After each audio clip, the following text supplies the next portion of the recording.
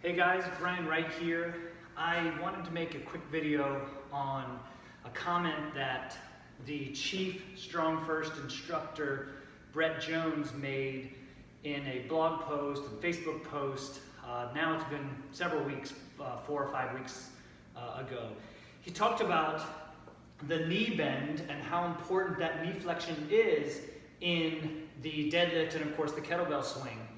And I want to demonstrate that because in this studio, in my classes, in all the courses that I teach, and certainly in the Strong First kettlebell course that we have coming up in about a month here in Ashburn, we're going to go over this in great detail.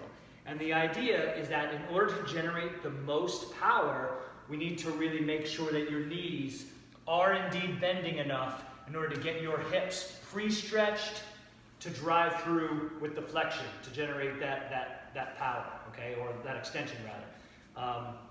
Okay, so here's what I want to do. I want to share a drill that I learned years ago on how we can know if our glutes are really pre-stretched enough. So that's down here enough at the bottom of our swing in order to really have that big stretch reflex, all right, to come through with a full contraction.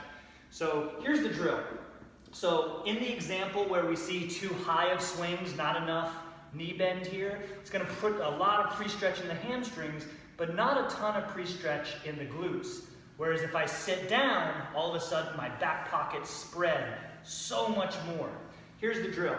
So if you grab a little bit of meat right at your glute, and then bend over, still with a neutral spine, I can still hold on to that meat decently. Okay, I've still got a handful of glute, okay? Now my hamstrings are pretty stretched, but I can still grab onto that glute.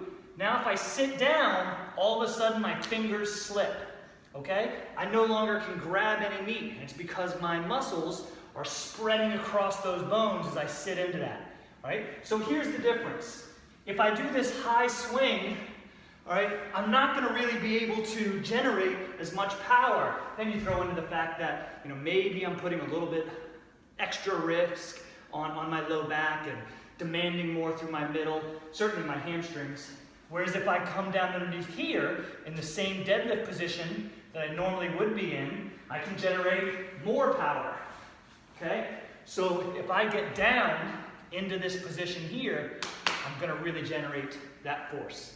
Okay, try this grab the meat drill and just check where your hinge is. All right, let me know how it goes.